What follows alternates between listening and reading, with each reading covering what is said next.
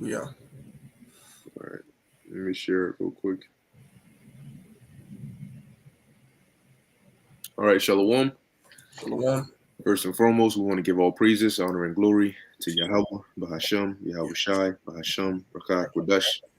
Double honors to the elders and the apostles of Great Millstone, and peace and blessings to the elect. And yeah, it's the brother Bukwar Math. I have the brother Ayash here, and Shalom. we just wanted to get into a quick lesson dealing with this article. As you can see in the title, the EU divided in mind over Russia energy sanctions. And this is an article from RT News. Now, what I'll do is I'll put the link to it in the chat because we tried to open it, but for some reason it wasn't working on here. So Mm-hmm. hopefully I can follow along from. Well, actually, I can't put it in the chat. I think you'd have to copy it and put it in the main comment section. Um, but nevertheless, as all these things are taking place, dealing with prophecy, as we've been going into a lot because that's the time we're in. You have It worked. It's like it worked. it worked. Yeah. Oh, perfect. So you have these European countries that are now, now they're saying they want the EU as a whole to have like a unanimous decision to completely do a ban on Russian oil. The problem with that is a lot of these European countries depend on Russian oil, not on a level of we can do without it, or this is something that we love Ukraine so much, or we want to support them so much that we're willing to do this. So you have countries that are now saying, look, we're not going to go with you fully on with this ban.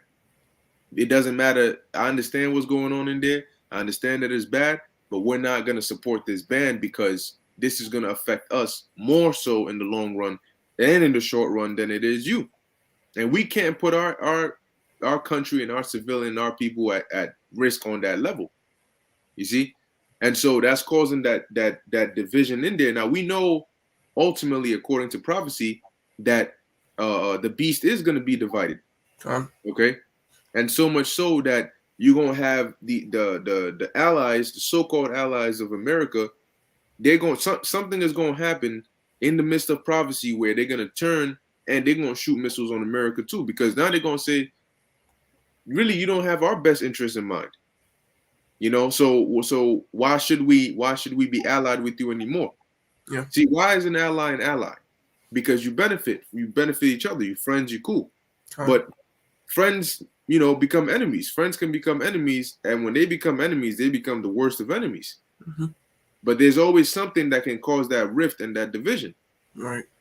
So yeah, we could get into the article and then we could get into the precepts that we got. So we're definitely living in prophetic times right now. There's a lot going on, and like we say, sometimes it's like it's quiet for a bit, and then the Lord just sparks things up, boom, boom, boom. Then it slows down for a bit, but each time it does that, it gets closer and closer to that ultimate prophecy. There you go. Split opens up in the EU. Yeah, we can see it. All right, cool. It says split opens in EU over Russia energy sanctions. Hungary said its energy supply is not an ideological question after a decline to back potential embargoes on Russian oil. Hungary's top diplomat has indicated that his country will not support new economic sanctions on Russian energy firms, arguing the move could backfire. Peter, whoever this is, also warned that no-fly zone proposal for Ukraine risks sparking a larger regional conflict. God. So you got these nations that are saying, look, at the end of the day, we understand what's going on with Russia and Ukraine, but they're saying there's only so much we can do to where it doesn't come back and bite us in the ass. Yeah. And the thing about it is, the nations that are pushing more for this are nations that aren't going to suffer as much as the other ones that are allied to them. So that's why they're saying, look, he said this is not some philosophical or ideological situation. This is real life. Yeah. The numbers are real. We get affected. So we're not going to support this because what do we do then? Do you have a contingency plan for us? Do you have something to back us up? And he's saying that that no-fly zone, these nations are not, they're not idiot. They're not mad, Yeah. right? They know what mad is, which is mutually assured destruction, as they call Yeah. it. And they know that Russia is a world superpower. And Russia has massive nuclear capability. Mm-hmm. China also has a massive arsenal. Mm-hmm. And because Russia has allies. So if something was to spark between Ukraine and what's going on over there, if the West was to exacerbate that and make it worse, there would be, like he said, it would spark into a larger regional conflict. But they'd be mad because they'll say, look, things were bad over there, but it wasn't bad enough to where you had to go and start a whole nuclear war over it. Okay. Now look now all of us are screwed because your dumbass wanted to go and set up a no-fly zone and provoke them even more. Right. You Yeah. got it? And I just wanted to add on because I like bringing this point out that the reason one of the elders pointed out also that the reason Babylon is called the virgin daughter of Babylon, not just the daughter of Babylon, is because of what they don't share the experience of war as these other nations have. Now you take into account of World War I, World War II, it wasn't fought here on American soil. You know, the things that they had to suffer through, American does not have that experience. No American can speak of these things.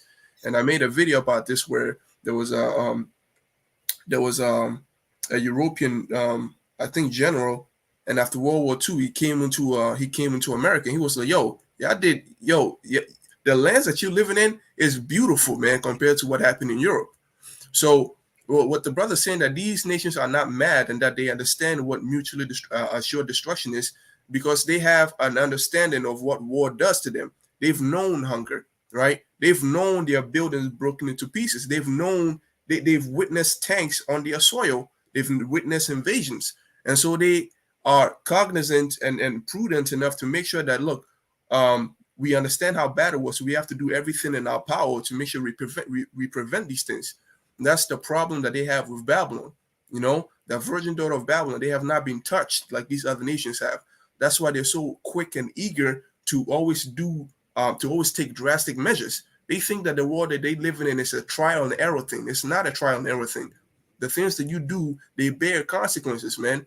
And the fact that they don't share the experience of consequences, that is what push them to do these things, and that's what makes these NATO nations hate them, man. They don't like them taking these chances. They don't like them always too haste to do certain things that will bring destruction upon their head, that will bring misfortune upon their head. You know, that's what this whole thing is about. And they hate it even more that they don't have a say in it. You know, Mm-hmm. because the United States, I'm gonna say, man, they don't understand what the word ally mean. They think that NATO is a vassal. You know, there's a huge difference between these things.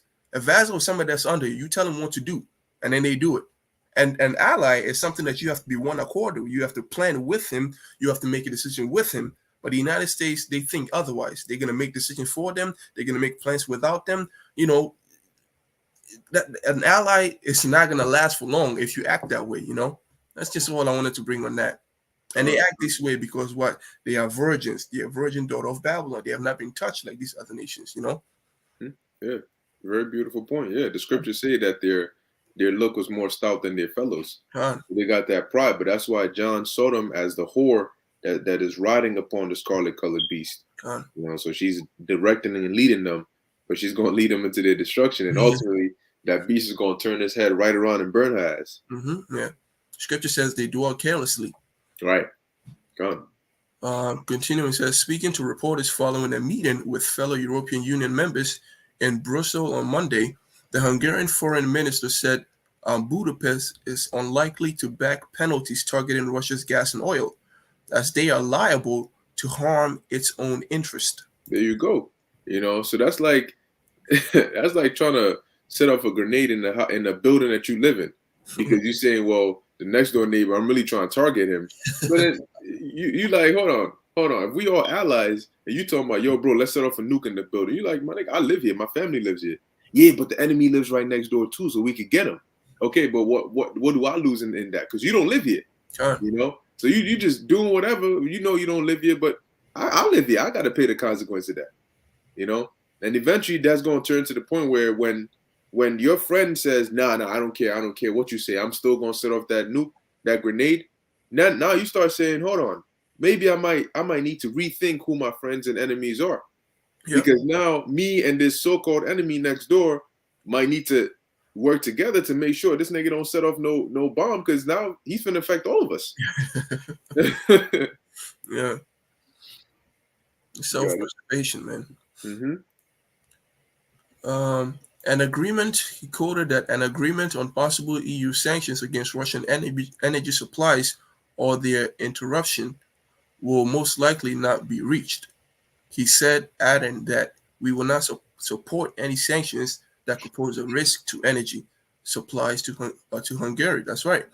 And I was pointing out to the brother that, look, man, Americans will complain that gas is, is up, you got $5 and all these things, and Americans are bugging out. But these other nations, yo, to fill out your tank, it costs like 20% of your monthly salary, you know, and you expect them to just be too eager to follow you into whatever it is that you do. No, man. You know, when something happens, we bear the brunt of it. We take on the most consequences, and you just get a slap on the wrist.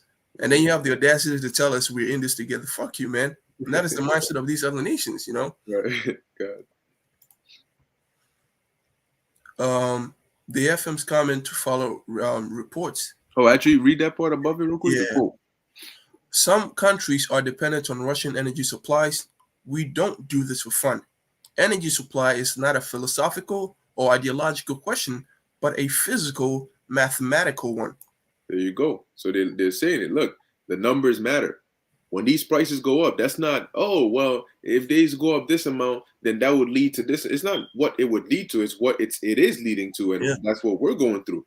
Because like you were saying, we feel it, these countries feel it worse than the US, and certain other countries that are better off.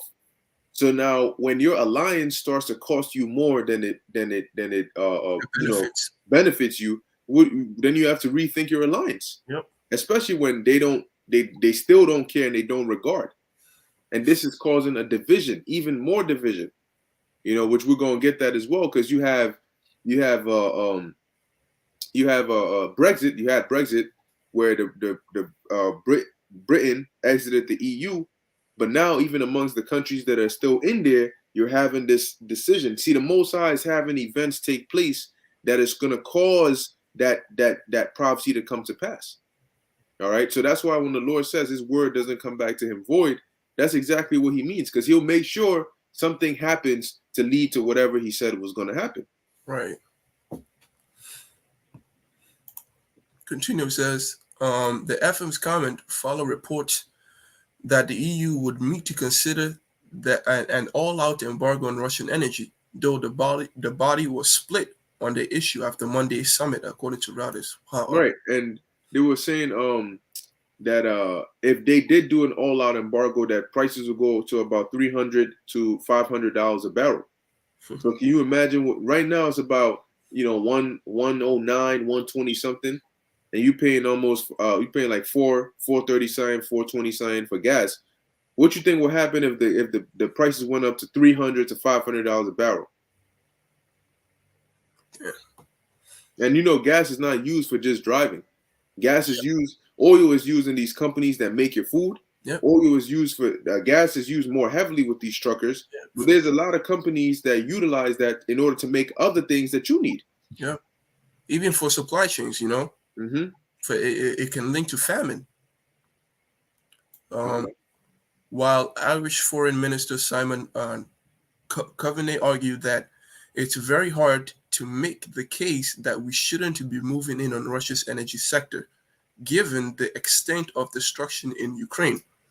He faced pushback from not only Hungary, but Germany and Netherlands as well. And because they're heavily dependent on Russia's oil and their gas.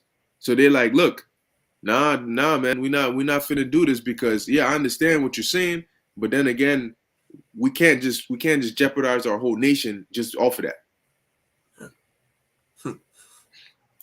The question of an oil embargo is not a question of whether we want war or don't want it, but a question of how much we depend on oil. There you go. Berlin's foreign oh, You got it. Berlin's foreign minister Annalena Baerbock took reports noting that some EU states cannot simply stop the oil imports from one day to another. Hmm. Mhm. Um, man, Yes. Sijardo or something like that Hmm. also voiced concerns over other plans floated by EU and NATO members in recent weeks, including calls for a no-fly zone over Ukraine and an armed peacekeeping mission to end fighting there, saying that those issues must be discussed clearly as there is a new war risk. There you go. So now, and that's why Yahushua spoke about what wars and rumors of wars, because all these things are tensions. What happened? No, got it.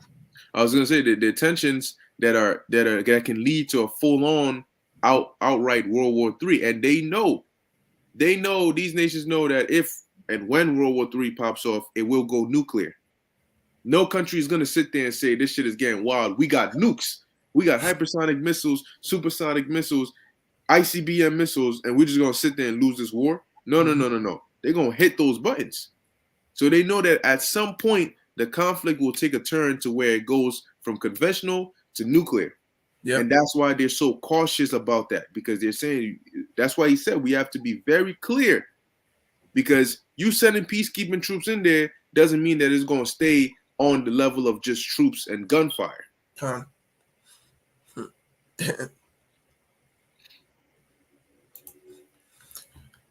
He saw us back into a corner, man. Mm-hmm. We must avoid that. Hungary's interest is clear. Hungary wants to stay out of this war. We will stick to NATO's common position and reject proposals that risk either an air war or an extended war on the ground, he added.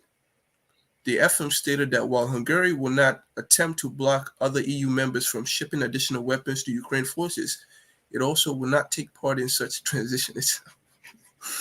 No allow arms to cross its territory. Mm-hmm. So they said we're not having no parts of this. We Yeah, ain't gonna stop you, but you do what you want, but we ain't having no parts in this. So what is that leading to? That's leading to that division. That's causing that division because they're not all seeing eye to eye. And it's gonna get to the point where in a war, you can't just be neutral. At some sure. point, you gotta pick a side, Yeah, you yeah, know? So if the rest of NATO says we do this and it leads to war, then by definition, was it Article 5 or so? If you are a NATO ally and another ally is at war, you got to go to war. yeah. So if you say, well, I'm not going to partake in this, but then because of my allies partaking in it, that leads to war, that's going to drag your ass into war. Now Hmm. you got to pick whose side are you on. Right. And eventually, like the scriptures say, which we're going to get, they're going to turn around and they're going to shoot missiles on America. They're going to burn her flesh with fire. Um. Right.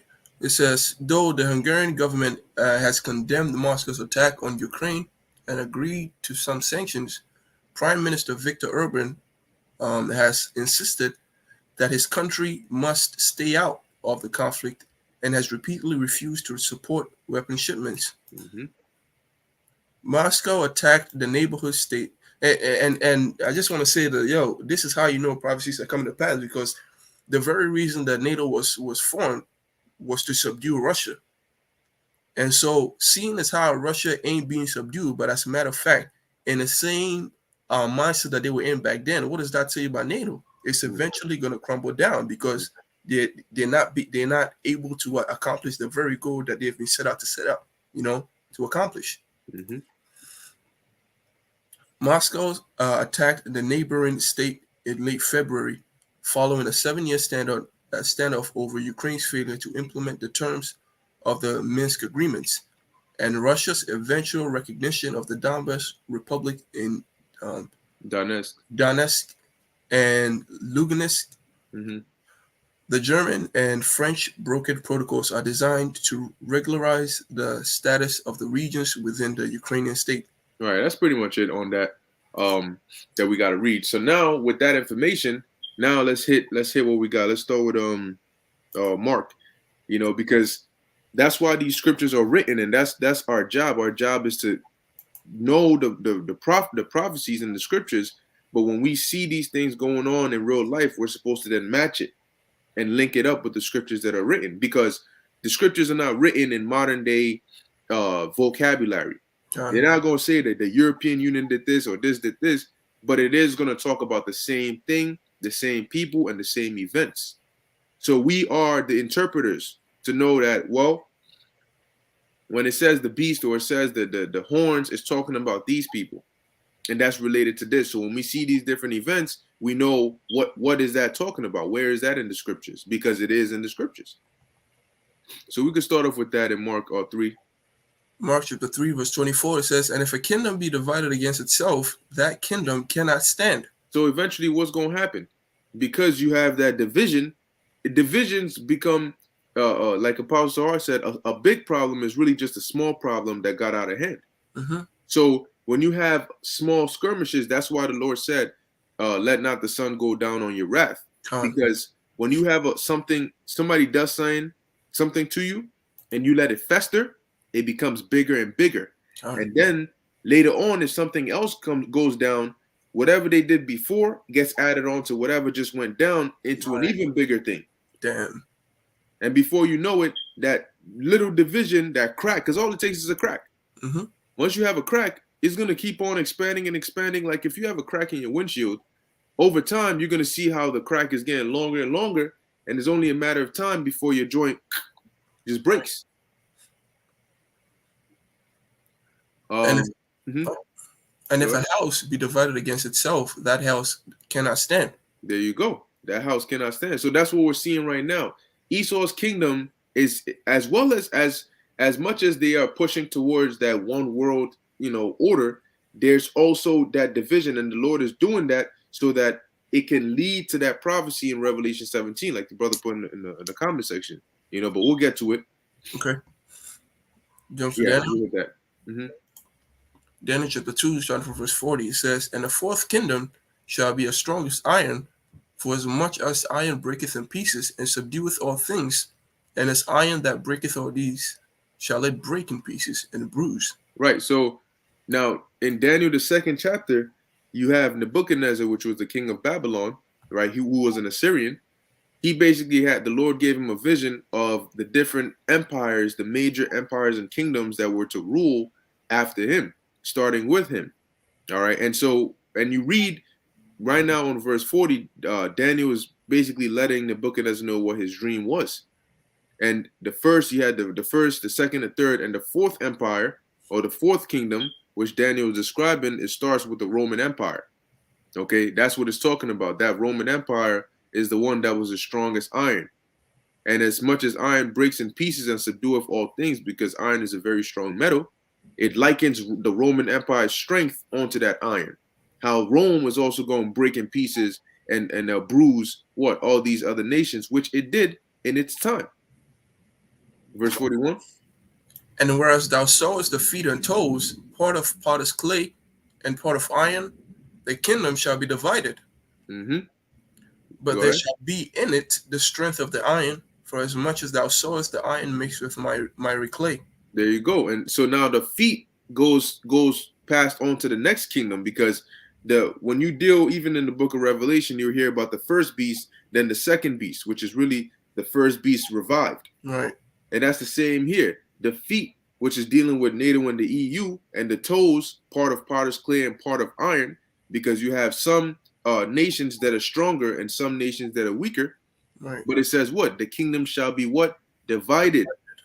So that's what you're seeing going on, because the European Union is a big bulk of this beast. Right. NATO and the EU, and there's some countries that are in both NATO and the EU, right? But there's some countries that are only in the EU. All right. So you have or only in NATO, right? But either or, this body, which is a part of that beast, that kingdom, is divided. And that's because of little things here and there. And what you think it was like during the ancient Roman Empire. Okay. And that division, a brother put a precept on here. Way H Town 144. Con, that's Matthew 25 in the NLT, and it says Yahushua knew their thoughts and replied, "Any kingdom divided by civil war is doomed, because it cannot stand united. A town or family splintered by feuding will fall apart. Splintered by what? Feuding. So where does that? What does that start with? That starts with something that gets proposed, but then is not everybody is agreeing on it. It's not unanimous.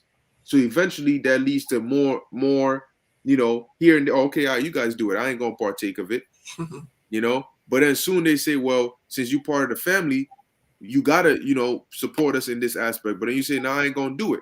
So now what happens? That causes a split in the family. Now you're gonna have some people that side with you and some that side with the rest of the family, and then eventually what happens? You completely split. And when you split, you don't split on good terms. So it's really only a matter of time before that split turns into you guys becoming enemies and now leading to something else, which we're about to read in Revelation 17. All right, Revelation chapter 17, starting from verse 1. It says, "And there came one of the seven angels which had the seven vials, and talked with me, saying unto me, Come hither, I will show unto thee the judgment of the great whore that sitteth upon many waters." So now who's the great whore? The great whore is Babylon, which Right. today is known as America. Go ahead.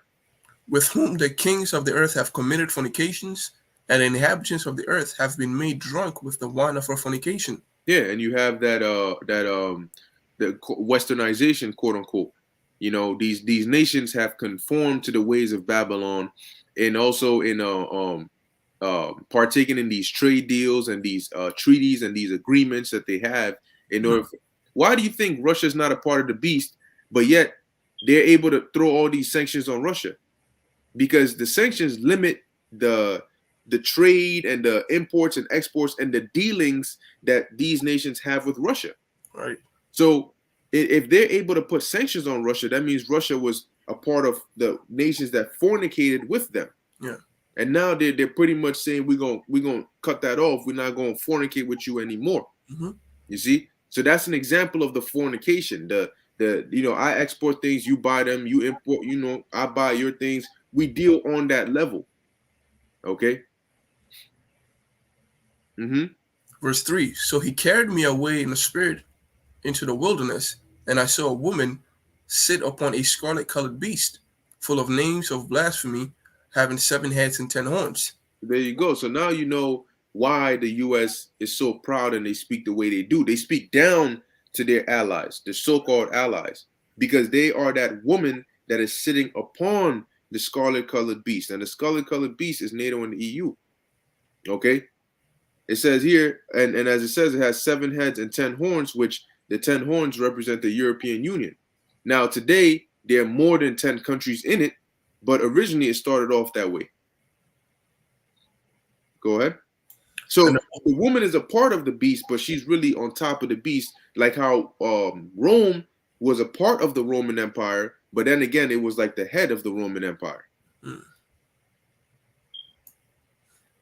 And the woman was arrayed in purple and scarlet color, and decked with gold and precious stones and pearls, Mm-hmm. having a golden cup in her hand full of abominations and filthiness of her fornications. Yeah, so they were dressed in royalty and royal apparel, all right, the glory of kingdoms, and yet they were full of abominations, and that's why the Lord is now uncovering those abominations and that filth. Mm-hmm. And upon her head was written name was a name written, Mystery, Babylon the Great, the mother of harlots and abomination of the earth. Mm-hmm. And I saw the woman drunken with the blood of the saints and with the blood of the martyrs of Yahushua. And when I saw her, I wondered with great admiration. Right. So that's because when you read in Revelation 13 and 14, it talks about those that wouldn't worship the image of the beast should be killed. Mm-hmm. So you're gonna have some that are gonna be beheaded for the testimony of Yahushua. All right, but you're also gonna have some that are gonna be delivered. That's why John saw the blood of the saints. The saints are Israelites. And the angel said unto me, Wherefore didst thou marvel? I will show thee the mystery of the woman, and of the beast that carrieth her, which has the 7 heads and 10 horns. Mm-hmm. The beast that thou sawest was and is not, and shall ascend out of the bottomless pit and go into perdition. Boom. So right there, the beast that thou sawest was and is not, meaning that this beast ain't new. This was that same old beast, which was the ancient Roman Empire. It was and is not, meaning that Rome went down for a period of time. All right, and that's when you had the quote unquote Dark Ages, or the Holy Roman Empire, which was different than the pagan Roman Empire.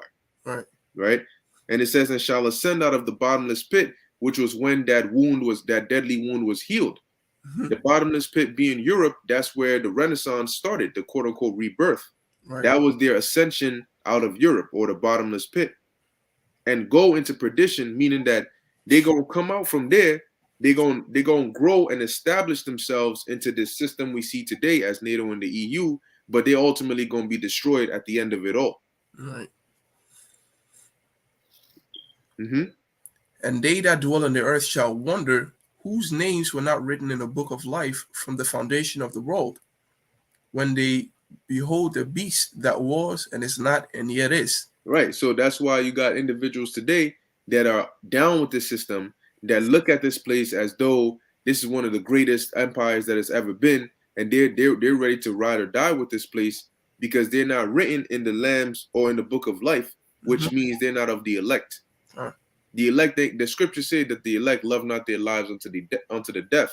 Right. So the elect are not going to look at this place with admiration, Mm-hmm. like these other peons do. Come out of it, Right. And let's see, verse 19. And here's Verse the 9. mind. Huh? Verse 9. Oh, verse 9. That's like it. And here's the mind which has wisdom. The 7 heads are 7 mountains on which the woman sitteth. Meaning 7 governments, not 7 individuals, or Cain and Nimrod. No, no, no. It's talking about 7. Khan, this is Shalom. This is Elder Apostle Ramlab. The beast in the 8th verse is America. Oh, yeah. Which our source is not, and it's Khan. The water is the Quran. Yep. The beast in the 8th verse is America. Yeah, because ultimately the scriptures say that America is going to be destroyed, because when Yahushua comes back, the scriptures say in 1 hour shall it be destroyed. So Khan, the water, yep. And there were 7 kings, 5 are fallen, and 1 is, and the other one is not yet come. That's right. And when you go into that, you had the Greeks, you had Rome, you had Hispania, you had Gaul, you had Germania Major, and you had Germania Minor, and then you had Britannia, right, which makes 7. So you had 5 are fallen and 1 is. Now the one that was the Roman Empire, because at that time of John receiving the vision, that was the empire. They were still there. And the one that was not yet to come was the Britain, or Britannia. Mm-hmm. And when he cometh, he must be continued. He must continue a short space. Mm-hmm. And the beast that was and is not, even he is the 8th, and is of the 7th, and goeth into perdition.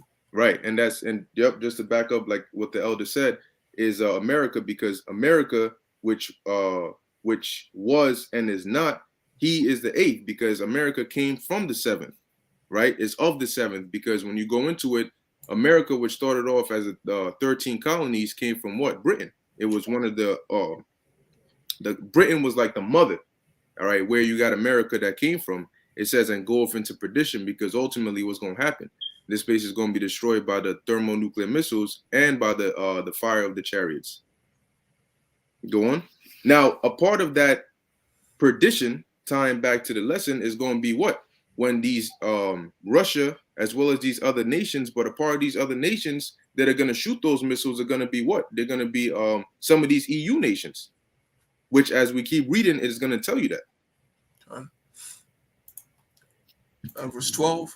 Mm-hmm. And the 10 horns which thou sawest are 10 kings, which have received no kingdom as yet, but receive power as kings 1 hour with the beast. God, because ultimately, when you look at these these European nations, their kingdom is together with this beast, so that's why they pretty much work as a body. They're like different. Of course, you got France and you got UK and you got this, but to be in power, to have that rulership, they do it together as that beast. So they all give their power onto the beast to rule as that conglomerate body of the beast, which is that's why we say the beast overall is NATO and the EU. Go ahead. These have one mind, and shall give their power and their strength unto the beast. There you go.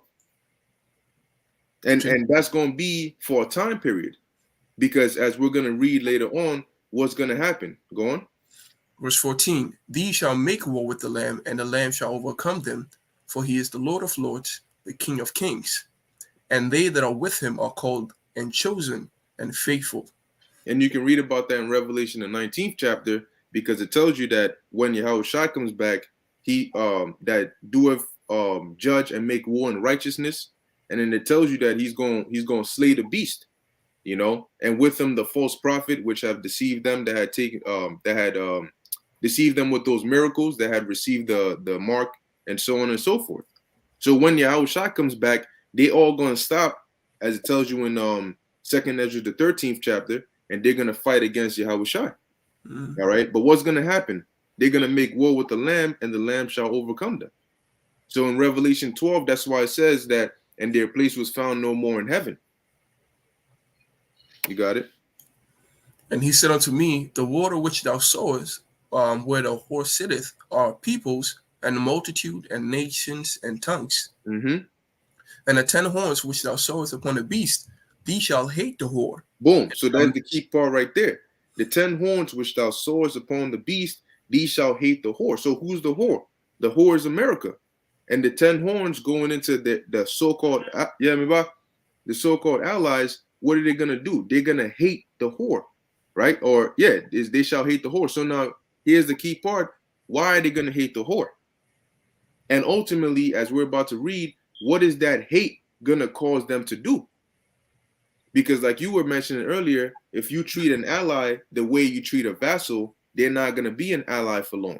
That's right. When you don't consider their interest and you make decisions without them, eventually it's going to lead to animosity. Right. It's going to lead to that tension in between. And the Lord has set it up to where something is going to happen that's going to escalate the situation so much that the hate that they're going to have for the whore is going to be enough for them to do what you're about to read. Yeah. And shall make her desolate and naked, and shall eat her flesh and burn her with fire. So no, that's not literal, because the European nations are not actually going to eat America's flesh. That's metaphorical. But as it says, and shall burn her with fire. So how are they going to do that? Are they gonna come to America and light matches from Cali and New York? No, they're gonna shoot their missiles over here as well. That's why this place is gonna be a lake of fire, because there's gonna be so much fire that is gonna be likened onto a lake, as the scriptures say, the besom of destruction. And it's gonna sweep across this area, and it's gonna completely make this place a desert. It's gonna burn this place. As well as you're gonna have the people, the cars. I did a video on being burned alive. I went into a little bit of details about what actually happens when your body is being burned, and it mentioned how you have certain gases and fluids in your body that can be used as fuel for fire. So as the fire is hitting, the people are also going to be a part of the fuel for the fire. And that's why it's going to be so much fire upon this place, to the point where even, like we just read, the allies of America, right, that were a part of the beast, are going to turn and they're going to shoot their missiles on the whore. Go on. Verse 18, and the woman 17. Which thou 17. Mm-hmm. God has put in their hearts to fulfill his will, and to agree and give their kingdom unto the beast, until the words of God shall be fulfilled. Boom. So that's the key part right there. Because the Most High put it into their minds to fulfill his will, to what? To agree. So they have to be agreed in for a time period to accomplish certain prophecies. But then after that, what's going to happen? It says, for the Most High have put it into their hearts, meaning their minds, to fulfill his will and to agree and to give their kingdom onto the beast. So to be in to stay together To for tolerate. this beast to be in power, yeah, to accomplish certain prophecies. Hmm. Because the MOTB is the mark of the what? The beast. But if there's no beast, then how do you have a mark of the beast? So they got to be together for certain prophecies to be fulfilled. But it says what? Until the words of the Most High shall be fulfilled. So at a certain point, after the Most High has had them do what they need to do together as a beast, they're gonna turn around and do what we just read of in verse 17. Huh. Go ahead. And the woman which thou sawest is that great city which reigneth over the kings of the earth. Right. So who is that great? The woman, which is Babylon, here in verse 18, is referred to as that great city.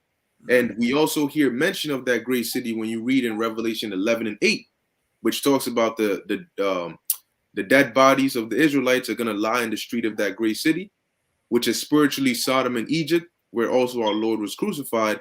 And we know that's talking about America, right? So we know that this woman, which is also the great city, which is called Babylon, is actually talking about America.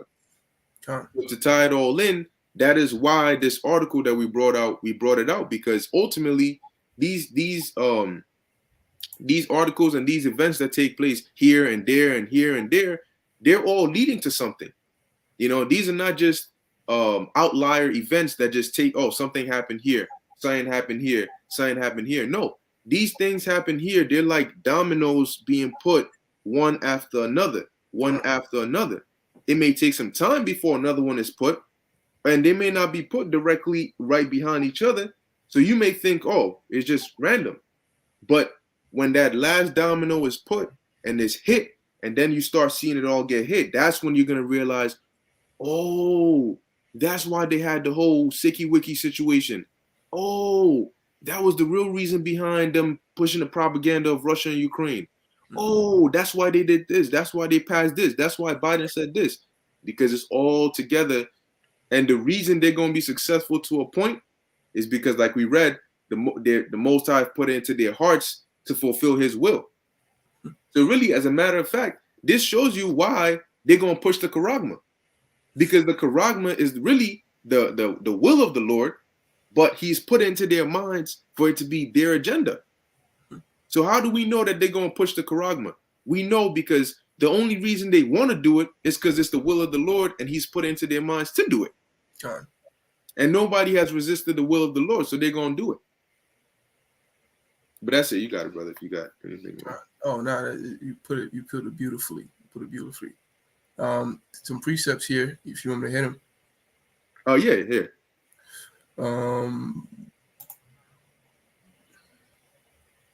Jeremiah chapter 50, verse 12, it says, your mother shall be so confounded, she that bare you shall be ashamed. Behold, the hindermost of the nation shall be a wilderness, a dry land, and a desert. Mm-hmm. Yep, there you go. So now who is her mother? The mother is Britain. Like we read of in, I believe, the 8th verse where it says the 8th that cometh of the 7th. Right. So that's showing that relationship between America and the and Britain. And going back to the verse, like the elder Apostle Ramlab put in the chat, that beast in the 8th verse. Let me go back to it and see. Right, the beast that thou sawest and is not, and shall ascend out of the bottomless pit and go into perdition, is dealing with America.